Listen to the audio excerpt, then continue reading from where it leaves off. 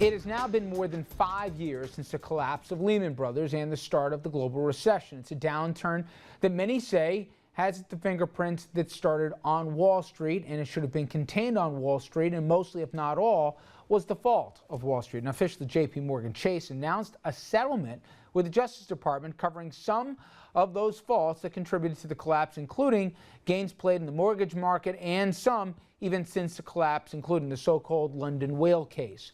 That settlement, $13 billion, an all-time record.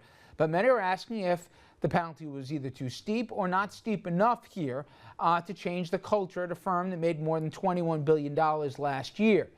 Well, for much more on that, I want to bring in our guest, Wallace Turbeville. He's a senior fellow at Demos and a former investment banker himself at Goldman Sachs. He's written extensively about Morgan's risks and errors. And Wallace, as always, I appreciate a few minutes. When you saw the number and the settlement is laid out, including no promises that there could be further prosecution even at the state level as California's investigation continues, were you surprised by the scope of it?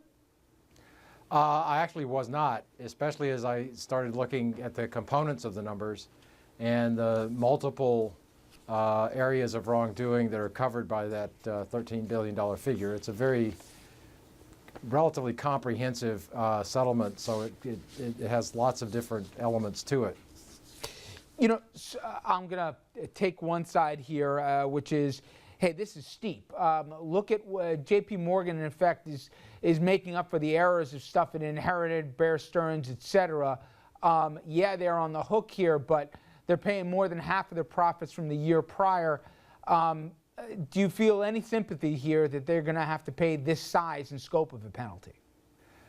If you look at the individual aspects of it, for instance, the $13 billion breaks down into really a $2 billion actual penalty.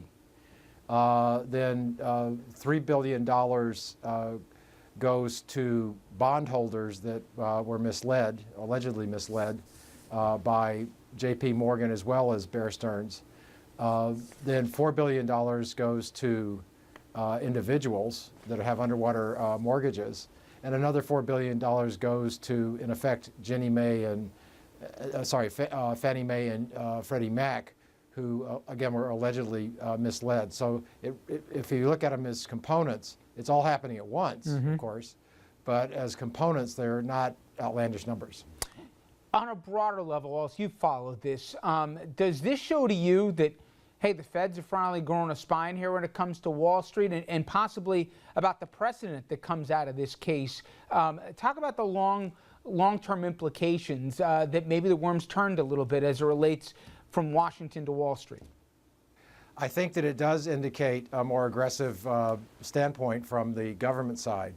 I think for a long time the government was very much afraid of pushing too hard on any of the Wall Street firms because they were in the mindset that these firms were fragile and didn't want to injure them. I think these firms are very healthy now and have gotten themselves better.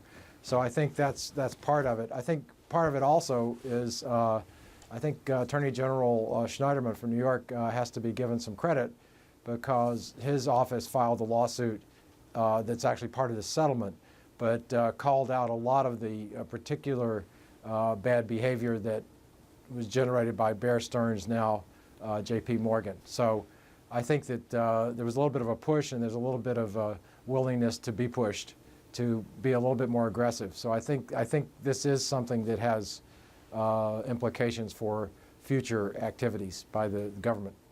You know what was interesting to me, Wallace, was how involved Jamie Dimon from JPMorgan Chase was involved directly in the negotiations. He's obviously the public face of the company, but even behind the scenes, he was involved. He's got his fingerprints on this, and he still, as we stand today, even after the announcement, is on very solid footing, not just within JPMorgan Chase, but even in the investment banking community.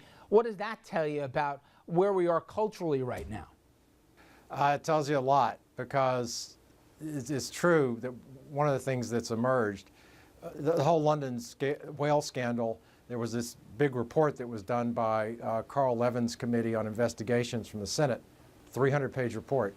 One of the things that comes through is Mr. Dimon's very direct involvement in the decision-making at very low levels, including a situation where he got concerned about leaks, and he personally cut off communications with the Office of the Comptroller of the Currency. So he really is very much involved in not only the activities, but setting the tone. And my concern is that he set a tone which is dismissive of regulation and rules, and that's been a problem for JPMorgan Chase, and that's why so many of these things are emerging now. Wallace, as always, I really appreciate a few minutes. Thank you so much. Thank you. All right, everybody. RFL is going to be back right after this quick commercial break. Please stay with us.